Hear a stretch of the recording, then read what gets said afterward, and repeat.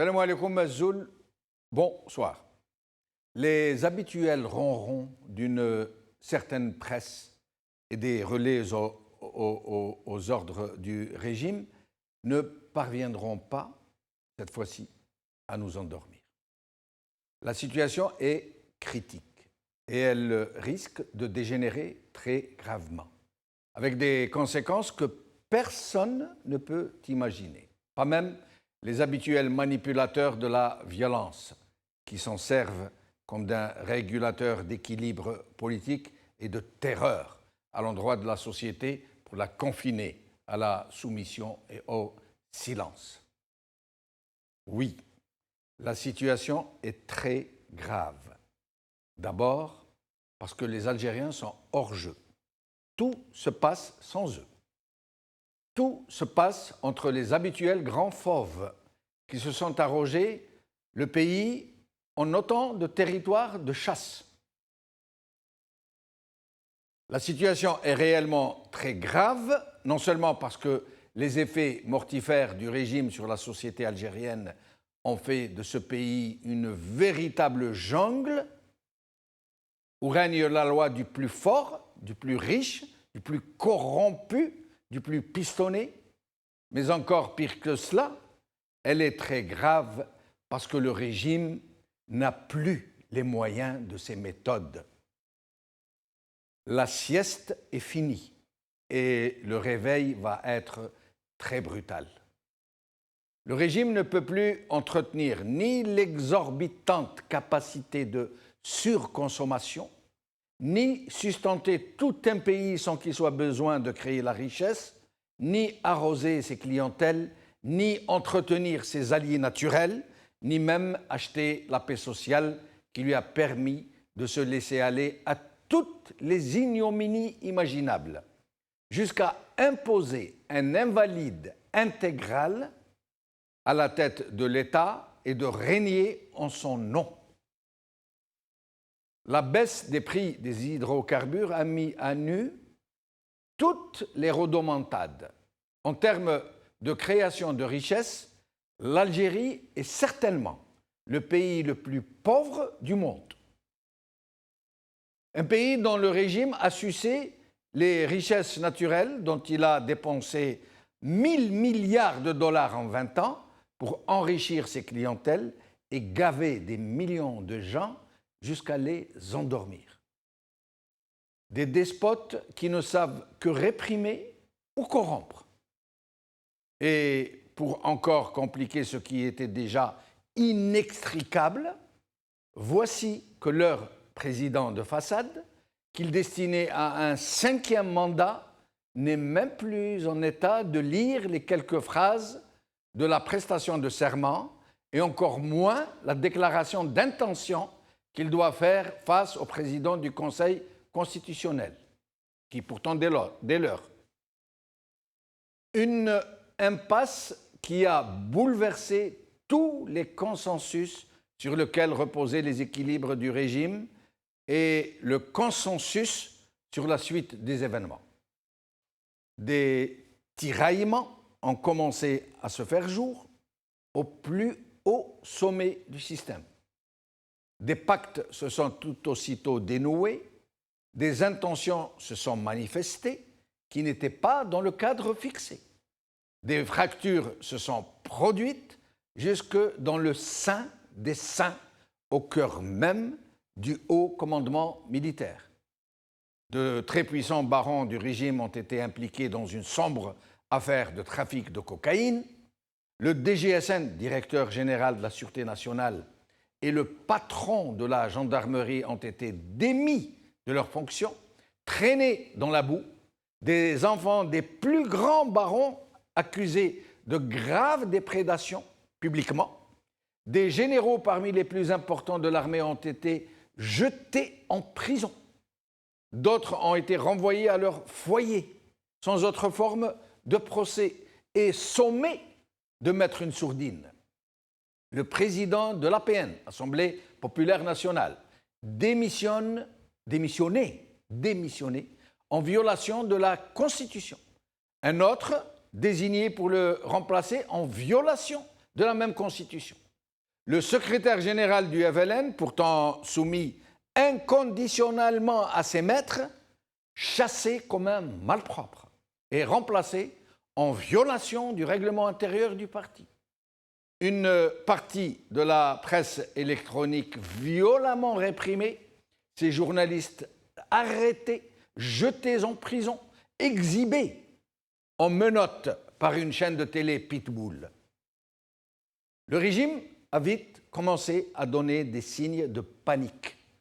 Il était pris dans son propre piège, celui d'un consensus qui reposait tout entier sur l'état de santé chancelante d'un grabataire qui ne sait même plus comment il s'appelle et qui se décompose littéralement, sur son fauteuil roulant. Tous les plans B que proposaient les uns et les autres n'étaient pas compatibles avec les ambitions et les visions de Siflane et de Sifilten et l'impérieuse nécessité de survie des frères Bouteflika qui n'ont pas le choix, qui savent qu'ils jouent leur vie et celle de leur clientèle, de leur nombreuse clientèle, rendait impraticables toutes les perspectives en dehors d'un 5e mandat pour Bouteflika ou d'un prolongement de l'actuel mandat. La situation en est là et elle laisse imaginer toutes les dégradations possibles d'une alliance qui ne reposait que sur des intérêts sordides, de clans qui jouaient sur du velours, jusque-là, à coût de centaines de milliards de dollars. Un deal qui semble bien avoir été rompu et qui semble bien s'être transformé en conflit entre les plus importants décideurs. Gaïd Salah pour l'état-major d'un côté et Saïd pour la Boutefliki de l'autre. Ce duo, ce couple, ce binôme qu'on avait fini par appeler Sadou-Gadou et qui semble aujourd'hui à couteau tiré. L'étrange éclipse de Gaïd Salah du champ politique pendant plus de 3 semaines et sa réapparition aujourd'hui, juste après la rencontre de Zeralda, laisse deviner que ça ne va pas bien se passer. Ce n'est pas encore un bruit de botte, mais c'est déjà l'annonce d'un tournant décisif qui pourrait déboucher sur l'inconnu. Et la non moins mystérieuse initiative dite politique de Roul et de Makhri, qui foule aux pieds la constitution algérienne, n'est pas pour rassurer. Les fauves sont lâchés, en tous les cas, et en l'occurrence, la situation est tellement bloquée et toutes les perspectives envisagées par les uns et les autres sont juste irréalisables. Allons-nous aller vers une autre interruption du processus électoral, vers un coup de force, d'une manière ou d'une autre? C'est ce que nous allons voir et discuter avec nos invités. Aujourd'hui. œuf Post-Maghreb, réunion informelle des partis de l'Alliance à Zeralda avec des conseillers de la présidence. Par la rédaction. TSA, ANP, la longue éclipse de Gaïd Salah. Par Salim Mesbah. Nouvelle Obs, Algérie, à 4 mois de la présidentielle, c'est la panique chez les obligés du régime. Par Céline Loussato.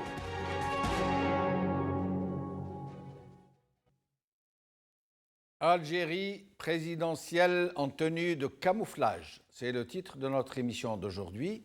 Et pour en parler, j'ai le plaisir de recevoir ici sur le plateau Idil Onoron. Merci Idil d'être avec nous. Merci pour l'invitation. Merci Idil Onoron, analyste politique. Nous avions invité Mohamed Khelfaoui, mais nous n'arrivons pas à le joindre, ex-officier de l'armée. Avec nous, Badreddine Gerfa, cadre du FIS. Badreddine Gerfa, merci d'être avec nous. C'est moi qui vous remercie, Jamal. Merci. Et Soufiane Gilali, président de Gil Jadid et membre fondateur de Mouatana. Merci Soufiane Gilali d'être avec nous. Bonsoir et mes salutations à vos invités, à Seydir et à Segerfi. Merci. Alors, Soufiane Gilali, d'abord, votre sentiment sur cette très étrange ambiance qui règne au plus haut du sommet de l'État. Allez, soyons charitables, ne les appelons plus régime. Qu'est-ce qui se passe? Désemparés. Apparemment, ils avaient probablement conçu une issue, mais qui ne peut pas fonctionner. Je pense qu'au tout début, il voulait un cinquième mandat. C'était durant l'été, avec la danse qui était organisée autour de Jamal Ould Abbas, du Premier ministre Ahmed Yahya et de tous les turiféraires du régime. Mais vu la dégradation très importante de l'état de santé du président, je crois qu'ils ont tenté de contourner le problème du cinquième mandat en proposant une rallonge, retarder les élections présidentielles et permettre au président de rester encore une année ou 2 années, mais en dehors de toute balise constitutionnelle. Je pense que là aussi, ça commence à devenir très compliqué. C'est un coup d'État qui ne dit pas son nom, mais c'est ça le réel, c'est que le président et son entourage tentent réellement de renverser l'État ou le peu d'État de droit qui reste pour instaurer réellement une dynastie. Mais l'initiative n'est pas venue du régime, mais elle est venue de Ammar Ghoul et de Abdelrazak Mokri, qui proposent non moins qu'un report des élections et une prolongation du mandat présidentiel. D'après vous, c'est de leur propre chef qui est venue l'idée ou ils ont été inspirés, entre guillemets? Non, non, je l'ai expliqué longuement aujourd'hui dans les colonnes d'un journal. Ce sont des sous-traitants. On leur a demandé de faire avancer cette proposition pour qu'elle soit bien emballée, qu'elle soit présentée à l'opinion publique comme venant d'un parti d'opposition. Mais tout le monde sait maintenant, depuis au moins 2 années, qu'il n'y a pas, que ces partis ne font pas partie de l'opposition en réalité. Ce sont des partis qui cherchent simplement à se replacer à l'intérieur du système, quel qu'en soit le coût pour le pays. Ça se négocie. Voilà ce qui s'apparente vraiment à un deal entre belligérants. Et restez avec nous, M. Gilali, je vais revenir vers vous. Mohamed Khelvaoui, que nous avons réussi à joindre finalement. Merci d'être avec nous, Mohamed Khelvaoui. Allô? Mohamed Khelvaoui, merci de nous avoir rejoints, merci. Merci de l'invitation. Alors, Mohamed Khelvaoui, d'abord au sujet de l'éclipse de Gaïd Salah qui a disparu quasiment depuis 3 semaines, qu'on ne voyait plus, qu'on n'entendait plus et qui a fait une réapparition aujourd'hui dans une petite manœuvre militaire. Mais on nous dit qu'il n'a pas fait de véritable déclaration que tout le monde attendait par ailleurs. Je ne peux pas expliquer l'éclipse comme vous dites. Mais ceci étant, il a participé ou là, il a supervisé ou les briefs de son intervention et qu'il félicite les gens qui ont mis en œuvre ou qui ont mis en pratique ces drones, mais sans dire un mot sur les techniciens qui les ont conçus, réalisés et mis à la disposition de l'ANP. Voilà ce que je peux dire, c'est Jamal. Le reste, il a été absent, je crois qu'il a quand même... Il a peut-être ses raisons, je ne peux pas... Il est resté dans un rôle quasiment technique, il n'est pas sorti. Mais à votre avis, bon, jusque-là, tout le monde savait que c'était Gaïd Salah et ceux qui sont autour de lui qui protégeaient, qui soutenaient Saïd Bouteflika. On ne parle même plus d'Abdelaziz Bouteflika puisque ce n'est qu'une façade qu'utilisent ces gens pour gouverner. Mais à votre avis, ces rumeurs de clivage entre les deux, voire de conflit, elles seraient avérées? J'ai entendu, comme vous, certaines déclarations de journalistes qui ont été arrêtés et jugés. Bon, ils ont fait des déclarations. Ce que nous avons entendu est déplorable, franchement. Et on s'est jamais attendu à ce genre de... C'est que parce qu'il y a plusieurs pôles de décision, ça veut dire qu'il n'y a plus de décision. Oui, mais Mohamed Khelvaoui, excusez-moi de vous interrompre. Sachant que le président Bouteflika n'est plus là, il est juste là mécaniquement. À l'intérieur, il n'y a presque plus rien. Sachant que c'est Saïd Bouteflika qui est le vrai patron. Sachant que sans l'armée ou les chefs de l'armée, Saïd ne peut pas s'imposer tout seul. Si demain Gaïd Salah ne le protège plus, qui va l'imposer? Qui va accepter d'aller vers un report, une prolongation de l'actuel mandat s'ils ne s'entendent plus avec l'état-major? Non, on va dire, comme on le dit un peu tous les jours et partout, le clan qu'on appelle présidentiel, si la disparition du président venait à se réaliser, j'allais dire, ils n'ont plus de soutien parce que Saïd Bouteflika n'a rien, il n'est même pas conseiller puisque on lui a enlevé ça. Donc il n'est même pas. On se demande qu'est-ce qu'il fait là-bas. Donc il s'accroche parce que son frère est président de la République. Sinon il n'a rien. Demain, si son frère vient de partir, eh ben qu'est-ce qu'il fera là-bas? Les seules personnes qui seront, disons, légitimes, ce serait le vice-ministre de la Défense parce qu'il est chef d'état-major. Et il ne sera plus peut-être vice-ministre puisque le gouvernement sera changé. Et il y aura Ben Salah. Ben Salah qu'on ne voit pas non plus, Ben Salah pour préparer les nouvelles élections, pas pour... C'est ça, j'ai pas cité, non, vous aurez remarqué que j'ai pas cité Mouad Boucheb, parce que là, il est venu suite à, c'est pas un coup d'État à Velen. Une manœuvre là, qui nous a laissé tous dans l'expectative, avec une certaine désolation de voir notre pays malmené comme ça. Évidemment, ça fait mal au cœur à tout le monde. Restez avec nous, Mohamed Khelfaoui. Badreddine Guerfa, merci d'être avec nous, Badreddine Guerfa. Je vous remercie. Alors, votre point de vue, votre sentiment sur cette très étrange situation? Salam alaikum, bonsoir tout le monde. Je ne dirais pas que c'est la valse à 1000 temps, mais je dirais que c'est la danse macabre qui continue malheureusement. Une véritable danse macabre aux dépens de l'Algérie et des Algériens, c'est clair. Nous vivons dans l'illégitimité, c'est-à-dire la charia, qu'est-ce qu'elle peut produire? Malheureusement, nous vivons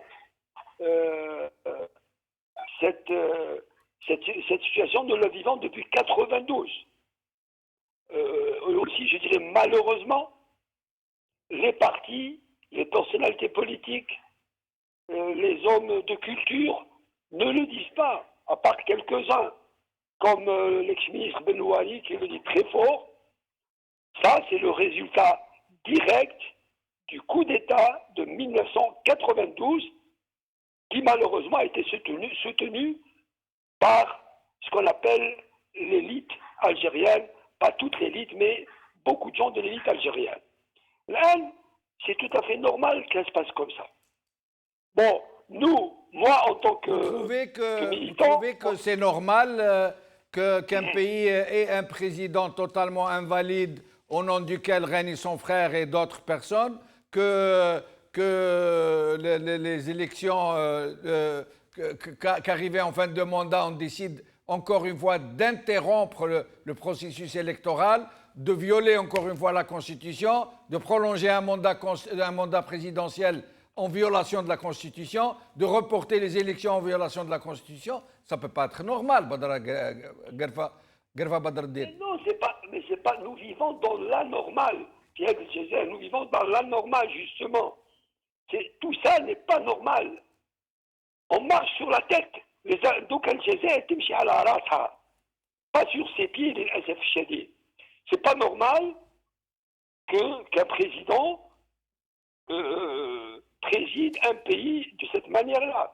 C'est pas normal que l'armée algérienne qui a créé cet État avant 62, mazalt hiya haja muhimma fi qiyadat al-Jazair. C'est pas normal aussi que les partis, les 20 ans avant, on a une conférence à Ahzab, qui est dans l'illégitimité de la charia, pour arriver donc devant un mur de béton, ils nous proposent la même chose. Une autre conférence illégitime, où ils oublient qu'il y a un peuple, ces élites, je connais le sabon, que ce soit ceux qui gouvernent ou ceux qui se disent parti de ceci, parti de cela. Il y a le peuple. Ce peuple-là, c'est à ce peuple-là qu'on doit s'adresser. C'est ce peuple-là qui doit prendre ses décisions par des méthodes. Restez avec nous, Badreddine Guerfa. J'essaie de répartir à peu près équitablement le temps d'intervention. Et dire d'abord, cette histoire de réunion d'hier à Zeralda, qui n'a été annoncée que par le seul TSA. TSA qui nous a habitués à donner des scoops avant même l'APS, bien souvent. Et il semble que ce ne soit pas le cas. Il semble que ce soit une intox, que cette réunion n'aurait pas eu lieu. C'est-à-dire, au niveau de la démarche, une réunion était prévue parce que les partis de l'Alliance présidentielle s'étaient réunis, mais avec les seconds couteaux. D'accord. Et il était prévu qu'une réunion importante se tiendrait avec les chefs de parti, donc avec M. Bouchara, M. Yahya, M. Roul et M. Amara Ben Younes. Ça devait se tenir au siège de M. Roul, du parti TEJ. Oui. Or, on nous a annoncé, comme ça par effet d'annonce TSA, que finalement, ça se déroulerait à la résidence de Zeralda. Il y a une symbolique quand ils annoncent ça, ça veut dire que le président a donné son feu vert, ou le président ou son fondé de pouvoir. Et on nous a même dit que ça se passait sous le patronage. Oui, non, à partir du moment où ils disent que c'est à Zeralda, force est de constater, sous la plume de M. Mouloudj, de Liberté, que M.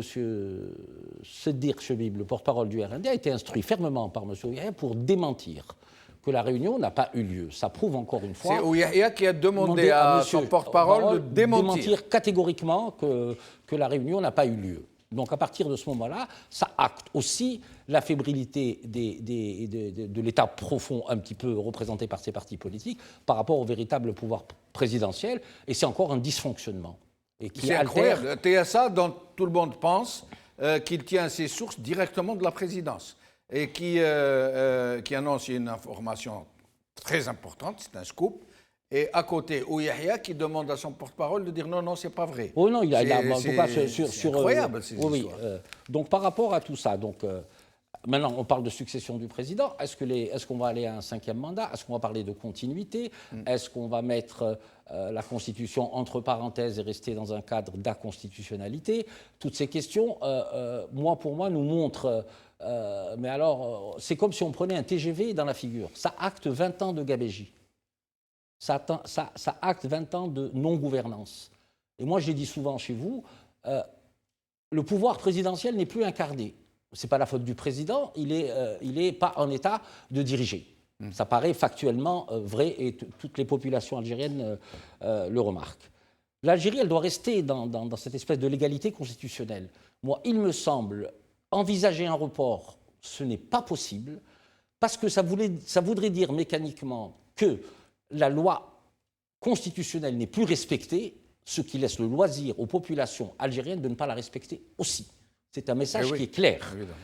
Maintenant, pour la succession du président, elle se fait au niveau de son entourage, en accord avec le principal centre névralgique qui est l'armée. Vous avez entendu Roul dans une déclaration récente, il a dit...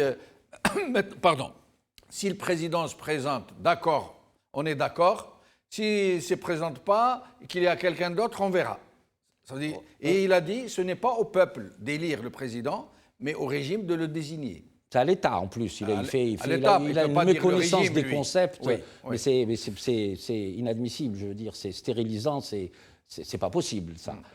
Par contre, les partis de l'Alliance, comme l'a dit M. Sofiane Djilali, c'est quand même des supplétifs du clan Bouteflika pour le moment.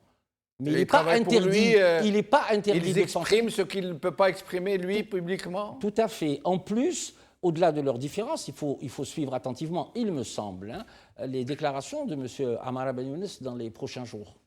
Parce que c'est le seul qui était sur la réserve et qui s'est distingué des afostinados du FLN, de TEJ et de Mais là, il fait partie de cette oui, il fait partie parce qu'ils étaient liés. En plus, si on revient vers des vertus démocratiques, les 4 partis de l'Alliance, est-ce qu'ils ont signé un contrat de gouvernement au-delà du programme du président de la République? Non. C'est toutes ces questions-là de forme et de fond qui se posent à la société algérienne. Et parallèlement à ça, moi, il me semble que quand on voit M. Roul parler de transition et que l'élection présidentielle est secondaire, M. Soufiane Djilali l'a très bien dit. C'est ce qu'il a dit. Il a dit dans la dernière déclaration, je précise, que de toutes les façons, le scrutin présidentiel est secondaire. Tout à fait. Que sa proposition à lui d'une conférence nationale inclusive pour décider de la suite des événements passe avant les présidentielles. Il a même été plus loin en disant, j'ai vu le premier secrétaire du FFS, j'ai vu M. Mohsen Belabès, et personne n'a émis d'objection à ça. Absolument. Mais ce qu'il faut comprendre dans tout ça, c'est que parallèlement à l'offre de conférence du consensus, il y a l'offre de transition de M. Mokri, qui va peut-être évoluer vers le consensus, si tant est qu'on le dit. Par contre, M. Sofiane Djilali a tout à fait raison, parce que ces gens-là veulent se recycler dans le futur système qui va se remettre en place, parce qu'ils vont s'amender un petit peu, ça paraît évident, et essayer de trouver légitimement sa place. Et je pense que finalement, c'est peut-être le courant de Abuja Soltani à l'intérieur qui va décider de la participation. Mais les deux, Mokri et Roul, on le rappelle, appartenaient à MSP. Oui, non, de toute façon, ils sont de la même matrice culturelle et politique. Quoi. Culturelle, c'est trop de dire. Mais enfin, nous allons écouter M. Roul rappeler ce qu'il a dit, parce que c'est tellement énorme que je ne résiste pas à l'envie de vous le proposer encore une fois. Et nous revenons à Sofiane Djilali. منصب رئيس الجمهورية اليوم في الجزائر لازم يبقى خيار الدولة، ليس خيار أشخاص أو خيار حزب أو خيار طموحات فردية. خيار رئيس الجمهورية هو خيار الدولة، وعلى الأحزاب التي تعمل على بناء وتقوية الدولة أن تلتحم في إطار فضاء من خلاله تبني إجماع أو شبه إجماع للرئاسيات المقبلة بإذن الله. درك إذا تقدم رئيس الجمهورية وإذا تقدم واحد آخر، فهمت كيفاش نوزنوا الأمور بكل بساطة. قلت خيار دولة مش خيار تعب. Alors il finit en disant, si le président se présente, Bouteflika, ok, on est bon. Si c'est quelqu'un d'autre, on verra, on va peser. C'est à eux de décider. Mais sinon, vous vouliez dire un mot avant que je donne la parole à Sofiane Djilali. Par rapport à ce qu'a dit M. Sofiane Djilali, en disant que l'habillage d'une partie du système veut faire impliquer une partie de l'opposition qui pourrait, disons, donner son feu vert pour la conférence telle que suggérée par M. Roul. Et là, je pense qu'il faudra faire barrage, avec toutes les forces progressistes, doivent faire barrage à cette initiative, qu'il se retrouve tout seul. Parce que finalement, on envisage un avenir pour nous et sans nous, à quel titre?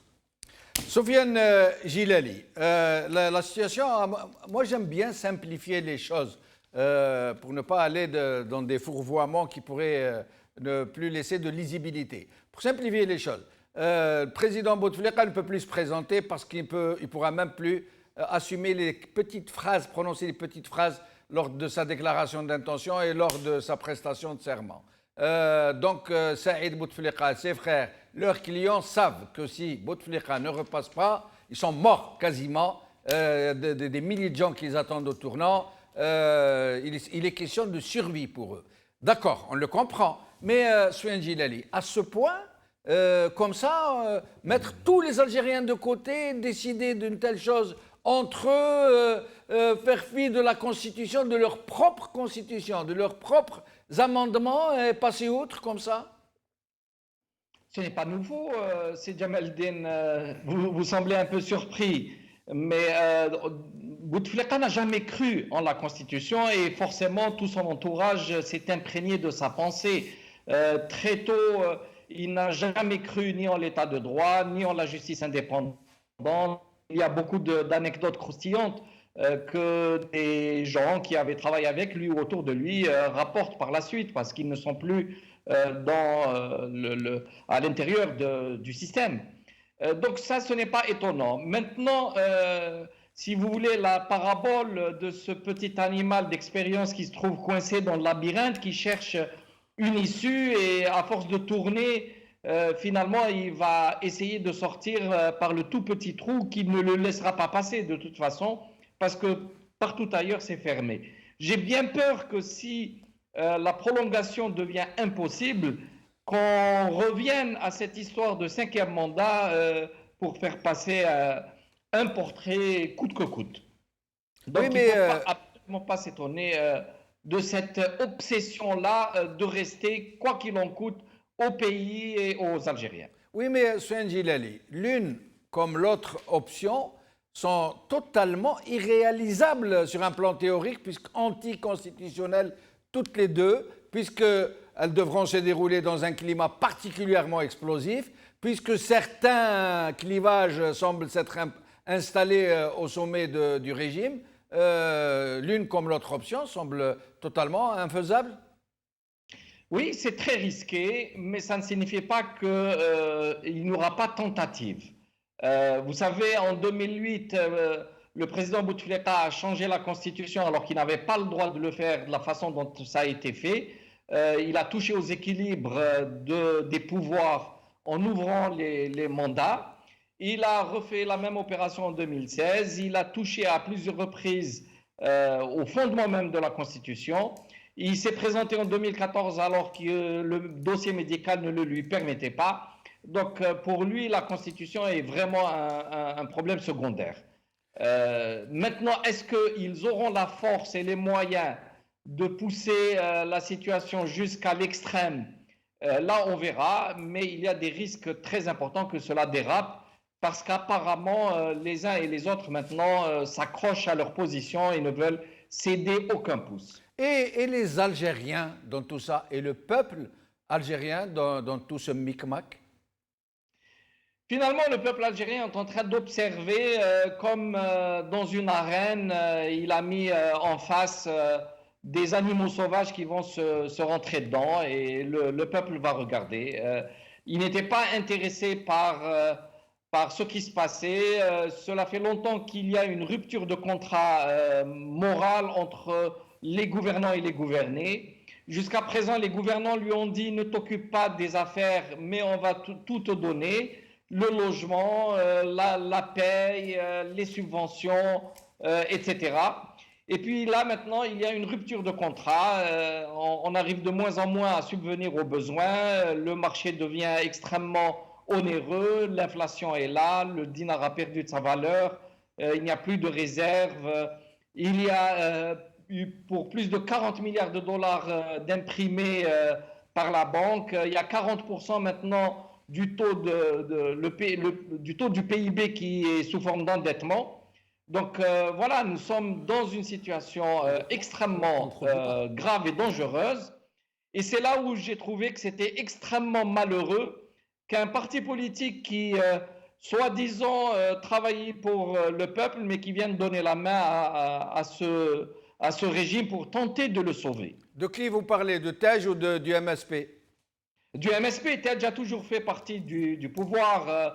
Il s'est permis de puiser dans la cagnotte, n'est-ce pas, avec l'autoroute Est-Ouest. Je crois que ces scandales sont suffisamment connus pour ne pas avoir à revenir là-dessus. Le MSP qui, à partir de 2012, avec le printemps arabe, qui voulait prendre ses distances par rapport au pouvoir, qui avait pensé que l'heure était venue pour lui de récupérer la mise, a tenté par la suite de tenir un discours d'opposant, mais très vite, comme le dit le proverbe en arabe, ils ont très vite voulu se faufiler avec l'épisode Sellel, et puis après à plusieurs reprises, bien sûr en essayant de respecter certaines formes. Mais je crois que l'objectif stratégique du MSP est de retourner dans le giron du pouvoir. Malheureusement pour lui, je crois qu'ils n'oublieront pas le coup de Jarnac qui a été porté en 2012, et il me semble très difficile que le pouvoir, en tout cas en place, lui fasse les yeux doux ou qu'il lui redonne une place quelconque à l'intérieur du système. Restez avec nous, M. Jilali. Mohamed Khelfaoui et l'armée dans tout ça. D'abord, précisons, pour ceux qui nous suivent, qui ne connaissent pas très bien la situation en Algérie, que l'armée est la source de tout, en bien ou en mal. Mais comme il n'y a que du mal, c'est facile de faire l'opération. Mais sinon, en ce moment, la situation est extrêmement grave. Elle peut basculer d'un moment à un autre. Le clan présidentiel s'apprête à violer la Constitution encore une fois, et deux fois, deux en un, par un report des élections qui est l'interruption d'un processus électoral encore un, et le prolongement d'un mandat présidentiel pour un grabataire et un invalide derrière lequel règnent d'autres personnes. L'armée, elle va faire quoi d'après vous? D'abord, je voudrais dire un mot à propos de cette réunion qui se serait tenue à Zeralda. Oui. Si c'est le cas, d'abord, sur la question pourquoi Zeralda. Ensuite, si la presse a rapporté vrai, c'est l'invitation de 2 ministres et conseillers, alors c'est quoi ce panel? Ça représente quoi? Parce que dans le cas où l'Algérie se sentirait mal ou qu'il y ait des menaces quelque part ou une instabilité éventuelle qui nous guette, normalement c'est le Haut Conseil de sécurité qui se réunit avec le président pour apporter une décision pour sauvegarder, disons, le pays ou là, éviter tout dérapage. Donc, dans tous les cas, bon, on aurait vu, par exemple, le Conseil constitutionnel invité. Mais sinon, ce panel, c'est quoi? C'est ça qui me fait dire que cette réunion n'a pas eu lieu ou ne peut pas avoir lieu. Autre chose, si le président a convoqué ces gens-là et qu'il les a présidés, donc il aura encore une fois une autre institution, celle du Haut Conseil de sécurité. Et là, ça peut aller mal. Quand vous dites parce c'est le président qui a convoqué, vous parlez de Abdelaziz Bouteflika? C'est ça, c'est la presse. Bon, s'il a présidé, ça se passe à Zeralda. S'il a présidé, d'abord, il n'y a pas lieu de report, puisqu'il peut se présenter lui-même. S'il arrive à convoquer, à réunir et à présider une telle réunion pour décider dangereusement de l'avenir immédiat du pays. Autant ne pas le faire, il n'a qu'à se présenter. Ça veut dire qu'il est en forme, qu'il peut se présenter. Donc moi je rejette tout ça. S'agissant de la demande de report, en faisant fi de la Constitution, de la part donc de... Mohamed Khelfaoui, est-ce que vous savez que la totalité des partis de l'Alliance au niveau du Parlement ne représente que 13% du Parlement, 13% des électeurs? Oui, d'accord. 13% des électeurs. Vous ne m'ajoutez rien, mais je dis seulement qu'ils ont exprimé leur en l'armée un élément d'équilibre de stabilité. Si elle laisse faire ça, ce serait quand même dangereux pour elle, parce que demain, elle sera appelée à sortir. Elle, encore une fois, qui va assumer. Parce que pour le peuple algérien, c'est l'armée qui est la source du pouvoir. C'est l'armée qui doit donc assumer. Pour elle, passer outre l'armée doit répondre à ça. Oui, mais Mohamed Khelfaoui, le problème est que en 92, l'armée a pris le pouvoir à des gens qui ont été élus par le peuple. Le pouvoir, elle a interrompu un processus électoral d'un scrutin qui était transparent et honnête de l'avis même de ceux qui étaient au pouvoir. Là, en l'occurrence, c'est l'inverse, puisque c'est l'armée qui a imposé Bouteflika un 4e mandat. Donc elle est totalement responsable. Et ça veut dire que sans elle, Bouteflika ne peut pas rester au pouvoir en tant qu'invalide. Et la première des choses qui devrait être appliquée devrait être l'article 102 de la Constitution pour lancer l'opération d'empêchement. C'est Jamal. C'est Jamal pour dire vrai et être honnête envers nous. Le responsable, selon la Constitution, le responsable de cette situation, c'est le Conseil constitutionnel. Si le Conseil constitutionnel déclare l'invalidité du président à mener à bien son travail et que l'armée viendrait à s'opposer à lui, là oui, on peut discuter. Mais là, le Conseil constitutionnel... Mais vous savez que le Conseil constitutionnel a été nommé par Saïd Bouteflika dans son entièreté au lendemain de l'AVC de Bouteflika pour empêcher justement qu'il se saisisse. Vous savez, vous connaissez Medelsi, vous savez ses liens avec la famille Bouteflika. Oui. Medelsi est humilié 2 ou 3 fois. Parce que Medelsi avait dit que un 4e mandat, c'est de la rigolade, c'est une blague. Maintenant, il l'appelle, il lui ordonne de présider le Conseil constitutionnel, c'est-à-dire, je vous défie maintenant, vous qui avez dit ceci, je vous défie de me déclarer invalide. C'est un défi, c'est une humiliation, le Siyid Hala. et en conséquence à tout le notre institution encore qui est piétinée, en plus de la justice et de toutes les autres. Donc il n'y a plus rien. C'est un système royal. Mais vous ne m'avez pas répondu, Mohamed Khelfaoui, vous ne m'avez pas répondu sur la responsabilité de l'armée dans cette situation. C'est l'armée qui a imposé Bouteflika un 4e mandat. C'est l'armée qui, en ce moment, se tait. Elle observe un silence total. On ne sait même pas ce qu'elle a décidé de faire. Écoutez, si jamais. Oui. Vous me dites que l'armée, c'est elle qui a imposé, c'est elle qui a choisi le président. Ça, nous le savons depuis la nuit des temps, depuis que l'Algérie est un État. Oui. Indépendant, etc. Maintenant, qui est responsable de cette situation? Qui est amené pour respecter cette constitution au moins une fois? Celui qui est responsable, c'est le Conseil constitutionnel. Il faut que le peuple, s'il doit sortir ou s'il doit manifester son mécontentement, c'est contre le Conseil constitutionnel. Et là, il donnera raison à l'armée d'intervenir. Restez avec nous, Mohamed Khelfaoui. Je reviens à vous dans un instant pour un dernier tour de micro. Mais nous allons d'abord donner la parole à Badreddine Guerfa. Badreddine Guerfa, je suis tenté de vous poser la question inverse. À M. Khelfaoui, je lui dis l'armée dans tout ça. Et à vous, je dirais, et le peuple dans tout ça. La société algérienne, les élites, les partis dits d'opposition, les gens, d'une façon générale. Est-ce que les Algériens ne se rendent pas compte que leur pays va droit au mur, que les gens qui les gouvernent de toutes les façons, ils ont planqué leur famille à l'étranger et que, à Dieu ne plaise, le pays peut connaître une situation tragique, peut-être dans les jours qui suivent. Baïd-Char. Si jamais, avant de répondre à votre question, quelques mots sur ce qu'a dit votre invité, avec tout le respect que je dois à tout le monde, c'est Mohamed Khelfaoui. Premièrement, quand il dit que le mouvement islamiste ne croit pas au peuple, je suis désolé, M. Mohamed Khelfaoui, si vous décortiquez le mouvement islamiste en plusieurs parties, peut-être, mais si vous englobez tout le monde, je ne suis pas d'accord. Nous sommes issus de ce peuple, et le peuple nous a élus de façon claire, nette et précise.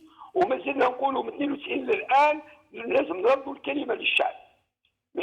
هذه واحده. ثانيا quand M. Mohamed Khelfaoui dit que si le peuple doit manifester, il doit manifester contre le Conseil constitutionnel. والله شيء يضحك ويبكي. Il donne raison l'armée d'intervenir. C'est du Sisi en Algérie ça. هذا السيسي يعطيني التفويض تطلب من الشعب التفويض باش يسرى الجيش يزيد يدخل ويحكم. لا سي محمد خلفاوي شي ديزولي تنساو الشعب الجزائري وتنساو الشباب الجزائري انه كي ندرسوا التاريخ على سونتي في لحظه الشعوب الشعب الجزائري va dire son mot, il va prendre les choses en main. هذا الشعب Mais comment, Badreddine Guerfa, comment le peuple algérien pourrait-il donner dire son mot à un moment où il a été complètement pulvérisé, où il n'a plus de parti politique qui le représente, où les rares partis politiques encore honnêtes sont réduits au silence? Comment va-t-il faire pour s'exprimer? Ils vont sortir tous en même temps et se retrouver au café du coin? Comment Si Jamal, oui. Chabada n'est pas dupe. Chabada, c'est à travers les siècles عنده ذكاء. عارف ان هذا البسودو اللي دخلتها مرارا وتكرارا je le dis encore une fois, الشعب عارف هؤلاء هذه الاحزاب والشخصيات السياسيه الا من رحم ربي السياسيين تاع لي صالون وتاع لي تابلو دو تلفزيون يعرفهم الشعب الجزائري. S'il croyait en ces partis, راهو عطاهيتو. Je défie les partis ou les hommes politiques, ou c'est Mohamed Khelfaoui, ou la présidence de la République, ou l'armée, ou quoi que ce soit, باش ينجموا يخرجوا الشعب الجزائري في une manifestation millionnaire. Mais الشعب هذا كي قلت لا dernière fois لازم ان شوك. ما هي لو شوك؟ صدمه. كاينه الصدمه قادره تكون اجتماعيه، قادره تكون اقتصاديه، قادره تكون سياسيه. هذا سمى la rupture. On ne peut pas avoir un congélateur. نهزوا منه اللحم glacé ونطيبوه. Il faut que ça se décongèle d'une manière ou d'une autre. Donc attendons, on ne se précipite pas. وحنا يعني في الحكايه هذه بالنسبه لي قال اسمح لي سي جمال حنا ما نتخانقوا لا مع الجيش ولا مع هذا سعيد بوتفليقه وجماعته ولا مع هذا، حنا متخبطين مع لا سوفرونس تاع شعبنا وتاع شبابنا اللي يموت في البحر واللي ما ياكلش وما يقراش، لي جونيفرسيتير اللي راهم يموتوا وما يخدموش. حنا رانا مع هذا الشعب. Et restez avec nous, Badreddine Guerva. Je vais faire un dernier tour de micro. Alors, il y a une chose que je demande. J'ai essayé de répartir comme j'ai pu dire. Donc, pour vous, ce sera 2 minutes. Pour nos autres invités, ce sera 1 minute. Merci pour 2 minutes, montre en main. Je vous interromps au bout de 2 minutes. Je pourrais juste Sinon, je vais me faire lyncher par la régie. Je peux, là? Oui, voilà. Bien sûr. Non, c'est pour répondre à cette polémique entre M. Guerfa et M. Khelfaoui. Excusez-moi, M. Guerfa, avec tout le respect que je vous dois sur vos options, on n'est pas dans un meeting, là. On essaye d'analyser ce système et d'apporter des solutions à ce pays. Parce que ce peuple a été privé, on peut revenir sur les événements de 91-92 de manière lucide avec l'approche des historiens et l'approche des gens qui ont vécu ce passage-là et toutes les conséquences que ça a entraîné. Je ne le fais pas, ce n'est pas une attaque contre vous, hein, Monsieur Guerfa. C'est juste pour dire qu'ici, on essaye, un tant soit peu, de voir les choses et d'apporter quelques solutions. Et là, vous venez de perdre 1 minute. 1 minute, ben oui, voilà. C'était juste quelque chose que je voulais dire pour la qualité du débat. C'est-à-dire, voilà, c'est tout simplement, et je m'excuse si je vous ai heurté, Monsieur Guerfa. Alors, et il vous reste 1 minute. Ah ben parfait. Le mot de la fin, en fait. Le mot de la fin, c'est-à-dire nous sommes dans une situation instable. Il est dommage que l'opposition progressiste ne se soit pas rencontrée et préparé une véritable alternative. Cette alternative, elle aurait pu... Moi, j'aimerais savoir ce que pense M. Sofiane Djelladi sur une éventuelle constituante, sur que M. Mohsen Belabès s'exprime, que la direction du FFS s'exprime, que la gauche algérienne s'exprime, afin qu'on puisse revenir à un débat. Comment enclencher cette transition? Parce qu'à un moment donné, le corps nodal du problème, c'est l'armée. Le clan Bouteflika, là pour le moment, nous avons le clan présidentiel et le clan de l'armée. Jusqu'où va aller cet équilibre? À quel moment ça va se déséquilibrer? Et il est regrettable que toute l'opposition progressiste algérienne ne soit pas prête à proposer une véritable alternative, à la fois à l'intérieur du pays et à la fois et jouer un peu d'influence, avec une capacité d'influence sur les pays étrangers qui nous regardent et qui nous surveillent à la limite, et je pèse mes mots. Sofiane Djellali, vous avez après 1 minute. Oui, je vais essayer de résumer très rapidement à travers la question que vient de poser Edir. Nous avions avancé à plusieurs reprises un plan de sortie de crise. Globalement, c'est le même depuis 2 ans. Nous avions proposé d'aller vers une élection libre, honnête, transparente pour un président pour un seul mandat.